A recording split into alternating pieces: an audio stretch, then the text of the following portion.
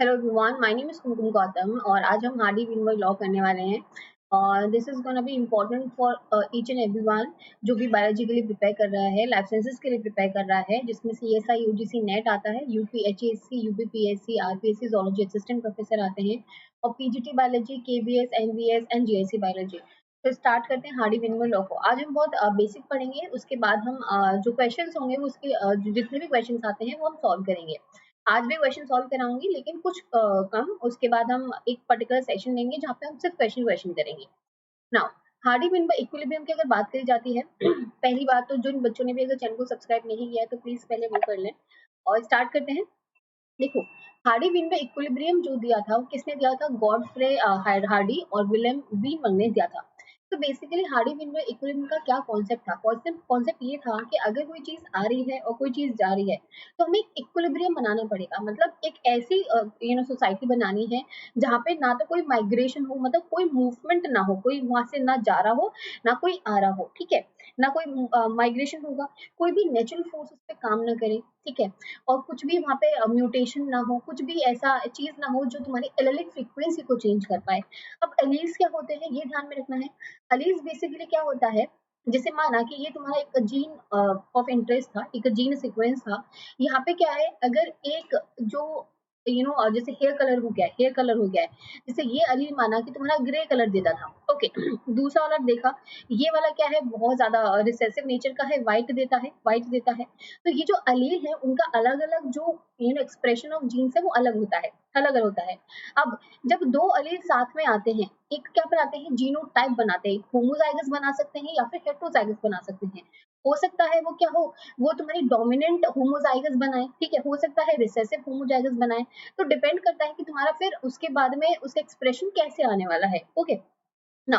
तो एक ऐसी कॉलोनी बनाई जहाँ पे ना तो कोई माइग्रेशन हो रहा है, मतलब कोई बाहर नहीं जा रहा, कोई अंदर नहीं आ रहा है, कोई भी म्यूटेशन जो है वो देखने को नहीं मिल रहा है, कुछ भी वहाँ पे ऐसा नेचुरल सिलेक्शन जो है वो काम नहीं कर रहा है, और क्या हो रहा है, रैंडम मीटिंग हो रही है, रैंडम मीटिंग हो रही है। तो उसके बाद क्या हुआ, पॉपुलेशन जो है वो पॉपुलेशन क्या करेगा, अपना जो पर्टिकुलर जीन है, जो एलेलिक फ्रीक्वेंसी है, मतलब ये जो फ्रीक्वेंसी है एलील की, वो चेंज नहीं होगी, मतलब वो कांस्टेंट होने लग जाएगी, कांस्टेंट होने लग जाएगी। क्यों? कोई माइग्रेशन नहीं हुआ है, तो कुछ भी नहीं हुआ है। तो ये सब पता किया था हार्डी विनबर इक्विलिब्रियम में। तो use to determine if a population is in equilibrium for the particular gene और नॉट। तो इक्विलिब्रियम पता करता है कि अगर ऐसे पॉपुलेशन को रखा जाएगा तो क्या वो इक्विलिब्रियम में होगी पॉपुलेशन की नहीं होगी। The frequency of the allele is defined as, अगर हम अलील की फ्रीक्वेंसी की बात करते हैं तो हम देखते हैं total number of copies of allele in the population divided by the total number of copies of all allele of the gene. तो अगर कभी क्वेश्चन पूछा जाता है फ्रीक्वेंसी ऑफ अलील क्या होगी, तो अलील जो नंबर ऑफ कॉपीज तुमने जो एक पर्टिकुलर पॉपुलेशन में देखी है, number of alleles in population जो तुम्हारी डिफाइंड पॉपुलेशन है, divided by the total number of copies, total number of copies of all alleles of the gene. जैसे माना कि अगर तुम कभी भी सैंपलिंग करते हो, ठीक है, सैंपलिंग करते हो, तो तुम एक फील्ड पे जाते हो, एक फील्ड पे जाते हो, अब ये बहुत एकर्स का फील्ड है। अब ऐसा तो है नहीं कि तुम सारा सैंपलिंग करते फिरोगे वहां पे पूरे एकर्स में, नहीं ना। तो तुम क्या करते हो, छोटे वाले पार्ट को लेते हो, इस वाले पार्ट को लेते हो, इसके बेसिस पे क्या करते हो, तुम पूरे एरिया की सैंपलिंग कर देते हो। तो वैसे यहाँ पे है फ्रीक्वेंसी ऑफ अलील का मतलब क्या हुआ, एक number of allele in population divide by the total number of copies of alleles in the gene. अब population is in genetic equilibrium when allele frequencies in the gene pool remain constant across the generation। यही तो इसका M था। M क्या था कि जो population में जो जेनेटिक इक्विलिब्रियम होता है, अब जनरेशन टू जनरेशन, मतलब एक जनरेशन ये हो गई, सेकंड जनरेशन ये हो गई, थर्ड ये वाली हो गई, तो वो हमेशा क्या रहेगा, कांस्टेंट रहने वाला है across the generations. It enable us to compare the actual genetic structure over the time. मतलब पहले यहाँ पे क्या तुम्हारा जेनेटिक स्ट्रक्चर था और इसके बाद क्या जेनेटिक स्ट्रक्चर हुआ है, हम इनके बीच में कंपेयर कर सकते हैं, कंपेयर कर सकते हैं। तो इस चीज के लिए जो हार्डी विनबर इक्विलिब्रियम था ये यहाँ पे दिया गया था। अब देखते हैं, ये इंपॉर्टेंट है क्योंकि कंडीशंस क्वेश्चन में पूछी जाती हैं और पहले बेसिक तुम्हारा आई थिंक क्लियर हो गया होगा। अब अगर हमें हार्डी विनबर इक्विलिब्रियम को देखना है, ठीक है, तो एक कंडीशंस प्रॉपर्ली बनानी होंगी जो हाइपोथेटिकली पॉसिबल है। अगर तुम सोचो कि रियल लाइफ में पॉसिबल है तो रियल लाइफ में ये चीजें पॉसिबल नहीं है। ऑब्वियसली तुम ये लोगों को रोक नहीं सकते हो कि तुम यहाँ पे मत जाओ या फिर यहाँ पे ये काम मत करो, तो ये चीज जो है पॉसिबल नहीं है। तो अगर हम बोलते हैं हार्डी विनबर इक्विलिब्रियम की, तो एक इमेजिन करना है, एक बहुत बड़ी पॉपुलेशन है, बहुत बड़ी लार्ज ऑफ पॉपुलेशन है, बहुत लोग रह रहे हैं वहां पे। अब यहाँ पे ये अलाउड है कि तुम कहीं भी मेट कर सकते हो रैंडमली, मतलब चूज नहीं करना है। मतलब नॉर्मली जैसे गर्ल होती है या बॉय होता है, आपस में चूज करते हैं, नंबर ऑफ क्राइटेरियाज उनके पास में होते हैं कि नहीं नहीं मुझे इतना हाइट का लड़का चाहिए, या फिर इतने हाइट की लड़की चाहिए, या फिर उसको अंडरस्टैंडिंग कितनी है उसके, तो ये सब चीजें जो है एक क्राइटेरिया डिसाइड करता है। लेकिन इस इक्विलिब्रियम, जो हार्डी विनबर इक्विलिब्रियम है, जो एक हाइपोथेटिकल एक फिनोमेना है, उसमें क्या है, एक तो बहुत बड़ी पॉपुलेशन होनी चाहिए, पॉपुलेशन बड़ी है, यहाँ पे जो रैंडम मेट होना चाहिए, ठीक है, रैंडम मीटिंग होनी चाहिए, कहीं भी किसी के साथ में भी रैंडम मीटिंग होनी चाहिए, कोई भी चूज करके क्राइटेरिया नहीं होना चाहिए। उसके बाद में नो माइग्रेशन, ना तो इमिग्रेशन होगा ना इमिग्रेशन होगा, कुछ भी पॉसिबल नहीं है, ना तो एग्जिट कोई करेगा ना कोई वहां पे एंट्री करेगा, तो कुछ भी यहाँ पे माइग्रेशन जो है पूरी तरह यहाँ पे बंद है। ओके, यहाँ पे कोई भी नेचुरल सिलेक्शन का जो फोर्स है वो यहाँ पे काम नहीं करना चाहिए, कि ये नहीं है कि जैसे चीजें इवॉल्व हो रही हैं तो पर्सन भी इवॉल्व होगा और सर्वाइवल फॉर एग्जिस्टेंस होगा, नेचुरल सिलेक्शन जो है वहाँ पे काम करेगा, तो कोई भी नेचुरल सिलेक्शन जो है यहाँ पे काम नहीं करेगा, कुछ भी काम नहीं करेगा। अब जो मेल्स हैं, ठीक है, और जो फीमेल्स हैं, फीमेल्स और मेल जो हैं, उनके पास में सेम एलेलिक फ्रीक्वेंसीज होनी चाहिए। मतलब क्या हुआ, इंडिविजुअल नॉर्मली क्या होता है, डिप्लॉयड नेचर का होता है, टू एंड नेचर का होता है, और फिर उसके बाद में मेयोसिस होता है, रिप्रोड्यूस करता है सेक्सुअली, तो ये सारी चीजें जो है वहाँ पे देखने को मिलनी चाहिए। I think this is very common, ठीक है। अब नो म्यूटेशन, कोई भी म्यूटेशन नहीं होना चाहिए, किसी भी तरह का म्यूटेशन नहीं होना चाहिए, जो नॉर्मली अभी जैसे पर्सन जो है, अगर हम लोग और ज्यादा इवॉल्व हो रहे हैं तो म्यूटेशन भी हमारे अंदर बहुत ज्यादा होते जा रहे हैं, तो म्यूटेशन वाला फोर्स भी यहाँ पे काम नहीं करना चाहिए, कोई भी रैंडम चेंज नहीं आना चाहिए। तो ये कुछ पॉइंट्स है जो जेनेटिक इक्विलिब्रियम को मेंटेन करने के लिए हमें करने थे। ओके, अब ये अगर ये चीज होगी तो क्या हो जाएगा, तुम्हारा जो हार्डी विनबर इक्विलिब्रियम है यहाँ पे अटेन हो सकता है, यहाँ पे अटेन हो सकता है।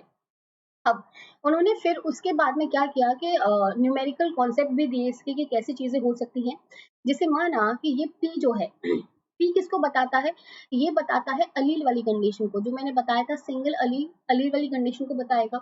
जबकि जो क्यू है वो बताता है तुम्हारे रिसेसिव अलील को, ये रिसेसिव को बताएगा, और ये डोमिनेंट अलील को बताएगा। अब अगर किसी भी अंदर अगर डोमिनेंट अलील है और रिसेसिव अलील है, उनका सम हमेशा एक होने वाला है, हमेशा एक होने वाला है। जैसे माना अगर किसी के पास में डोमिनेंट अलील की कॉन्सेंट्रेशन इतनी है, ठीक है, और 0.4 हमने निकाला है कि हमने रिसेसिव अलील का पता किया है, तो टोटल जो हमेशा जो चीजें आएंगी वो 1 के इक्वल आने वाली है, कभी भी 1 के ऊपर चीजें नहीं जाएंगी, ना उससे कम होने वाली है, तो टोटल हमेशा 1 आएगा। ओके, अब क्या हुआ, अब ये तो पी तो हमारा क्या हो गया, अलील हो गया है, ठीक है, क्यू भी हमारा अलील हो गया है। अगर हमें पता करना हो कि डोमिनेंट और होमोजाइगस कंडीशन कौन सी होगी या फिर हेटेरोजाइगस कंडीशन कौन सी होगी, होमोजाइगस रिसेसिव जीनोटाइप क्या होगा, तो याद रखना है जब हम अलील की बात करते हैं तो तुम्हारा पी वाला कंडीशन आएगा, ठीक है, चाहे तुम डोमिनेंट वाले ले लो और रिसेसिव अलील ले लो, क्यू आ जाएगा। जब दो पी साथ में आते हैं, नॉर्मली तुम्हें पता है ना फिनोमेना, देखो अगर यहाँ पे देखा जाएगा, देखो ये हो गया, ये स्मॉल पी हो गया है, डोमिनेंट अलील हो गया है, ये तुम्हारा क्यू क्यू हो गया है, जैसे पी क्यू, और ये क्यू वाली कंडीशन हो गई है।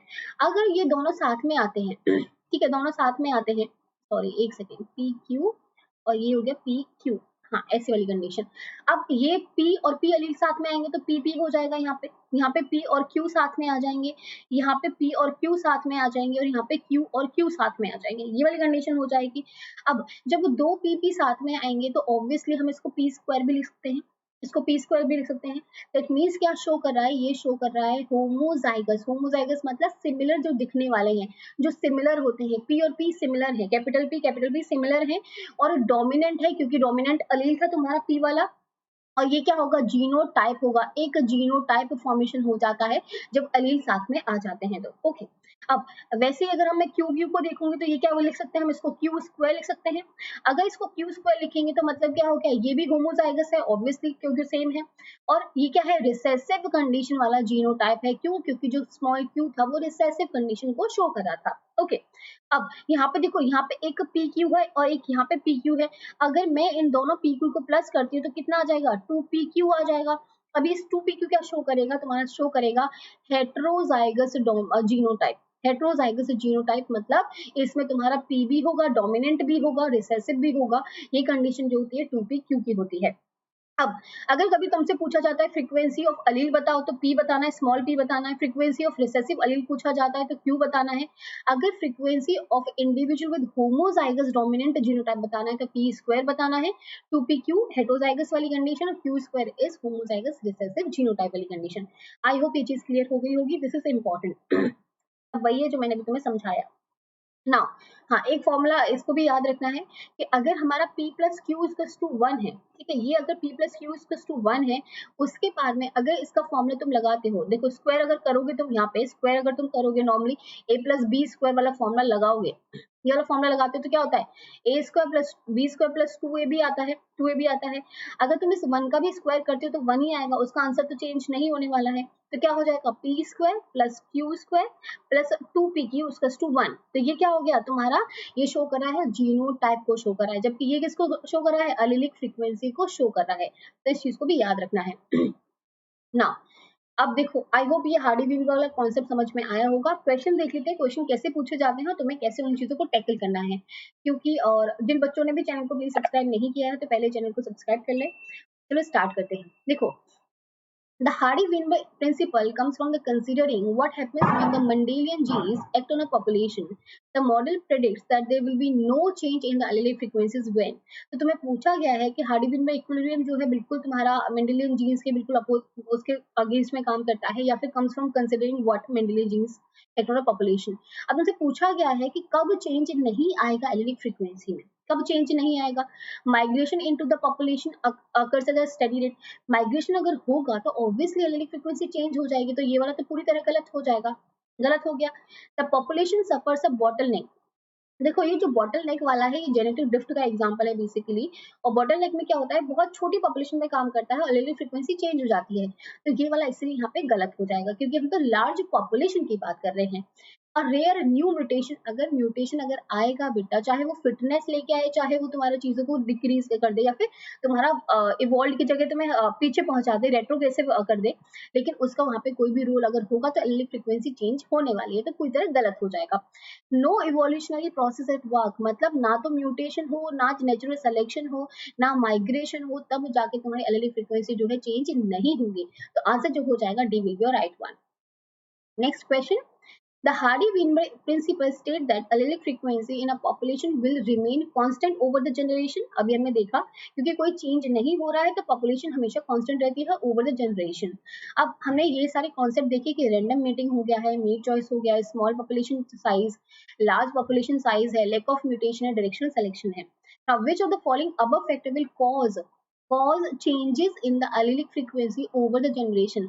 अब हमें बताना है कि कौन से फैक्टर जो है वो चेंज कर सकते हैं एलिलिक फ्रीक्वेंसीज को। ऑब्वियसली जो हार्डी वीनबर्ग के प्रिंसिपल के अकॉर्डिंग नहीं होंगे वो चेंज कर पाएंगे, ठीक है, क्योंकि अगर वो हार्डी वीनबर्ग को फॉलो करें तो ऑब्वियसली वहां पे चेंज नहीं होने वाला है। देखो रैंडम मीटिंग किसका फिनोमेना है, हार्डी वीनबर्ग का फिनोमेना है, ठीक है। मेट चॉइस तो यहाँ फिनोमेना नहीं था। लार्ज पॉपुलेशन साइज भी क्या है, हार्डी वीनबर्ग का है, ठीक है। अब यहाँ पे लैक ऑफ म्यूटेशन भी हार्डी वीनबर्ग का है। अगर हम देखते हैं ए और डी जो है हार्डी वीनबर्ग वाले हैं तो ऑब्वियसली यहाँ पे एलिलिक फ्रीक्वेंसी तो चेंज नहीं होगी, यहाँ पे चेंज नहीं होगी। अगर आज से तुम ए डी यहाँ से हटा दोगे, अगर तुमने ए भी हटाया डी भी हटाया तो ये वाला ऑप्शन भी गया, इसमें भी डी है तो ये वाला ऑप्शन गया, यहाँ पे ए है तो ये वाला ऑप्शन भी गया, तो आंसर ही तुम्हारा फोर्थ जो है यहाँ से आ जाएगा। मतलब क्या हुआ, अगर मेट चॉइस यहाँ पे हो जाती है तो ऑब्वियसली चेंज हो जाएगा एलिलिक फ्रीक्वेंसी में, ठीक है। अगर स्मॉल पॉपुलेशन साइज होगा जैसे तुम्हारा बॉटल नेक इफेक्ट वाला था तो उसमें भी तुम्हारा चेंज देखने को मिलेगा। अगर डायरेक्शनल सिलेक्शन यहाँ पे काम करेगा, मतलब नेचुरल सिलेक्शन यहाँ पे अगर काम करेगा तो ऑब्वियसली यहाँ पे क्या देखने को मिलेगा, एलिलिक फ्रीक्वेंसी में चेंज जो है देखने को मिलेगा। तो fourth will be right one. I hope ये चीज समझ में आ गई होगी। नाउ अब क्वेश्चन क्या पूछा है, अब ऐसे क्वेश्चन पूछे जाते हैं, then calculate the genotypic frequency, calculate the genetic frequency for both heterozygous and the homozygous when allelic frequency are। तो तुम्हें क्या दे रखा है, p भी दे रखा है 0.6 और q भी दे रखा है 0.4। तुम्हें क्या बताना है, तुम्हें बताना है हेट्रोजाइगस और होमोजाइगस जीनोटाइपिक फ्रीक्वेंसी क्या होने वाली है, मतलब p स्क्वायर क्या होगा और 2pq यहाँ पे क्या होने वाला है ये बताना है, ओके। तो सिंपल है, क्योंकि अगर पी स्क्वायर अगर करोगे तो 0.6 का स्क्वायर हो जाएगा, 0.6 का स्क्वायर हो जाएगा, तो क्या होगा 0.36 जो है तुम्हारा क्या आ जाएगा, जीनोटाइपिक फ्रीक्वेंसी आ जाएगी। अगर होमोजाइगस डोमिनेंट की बात करती हूँ, अगर तुम्हारी किसकी बात करती हूँ, रिसेसिव की बात करती हूँ, तो कितना हो जाएगा 0.4 का स्क्वायर हो जाएगा, तो 0.16 यहाँ से आ जाएगी। ओके, अगर हेटेरोजाइगस की बात की जाती है तो क्या होती है, 2pq होती है, तो कितना हो जाएगा 2 इंटू 0.6 इंटू 0.4, तो कितना हो जाएगा 0.48 जो है यहाँ से हो जाएगा, 0.48 हो जाएगा। अब तुम्हें चेक करना है, तो क्या क्या चेक करना है कि P square plus Q square plus 2pq जो है क्या वो 1 के इक्वल है या नहीं है, ये चेक करना है। अब देखो, ये 0.36 था, अगर नहीं समझ में आ रहा तो ऐसे कर सकते हैं, 36% लिख सकते हैं, क्योंकि अगर इंटू 100 करोगे तो 36% आ जाएगा। ये इसको 16% लिख सकते हैं और इसको 48% लिख सकते हैं। अगर तुम इनको प्लस करोगे तो कितना आएगा बेटा, 100% आएगा, जो किसके इक्वल है, मतलब क्या हुआ कि जो 1 के इक्वल जो चीज है यहाँ पे देखने को मिल जाएंगी। क्योंकि अगर तुम इसको भी प्लस करना चाहते हो 0.36 0.16 तो तुम्हारा आंसर जो होगा वो 1 ही आने वाला है, 1 ही आने वाला है। तो इस चीज को याद में रखना है, 1 ही आंसर आएगा, 1 के इक्वल ही आंसर जो है आने वाला है। ये परसेंटेज में मैंने इसीलिए कन्वर्ट करा कि तुम्हारा इजी हो जाए प्लस करना। ओके, ना ये अगर देखना हो तो लास्ट में देख लेना। देखो, in a sample from a population there were 65 individuals, 65 individuals थे with BB genotype। देखो ये क्वेश्चन जो है काफी इंपॉर्टेंट है, क्योंकि यहाँ से क्वेश्चन पूछे जाते हैं। अब इन क्वेश्चन को सॉल्व कैसे करना है ये मैं तुम्हें बताऊंगी। देखो, जैसे बोला है कैपिटल बी जो है 65 इंडिविजुअल है उसके, उसके बाद बोला है कैपिटल बी स्मॉल बी के कितने हैं, 30 इंडिविजुअल हैं, और स्मॉल बी के कितने हैं तुम्हारे 15 इंडिविजुअल हैं।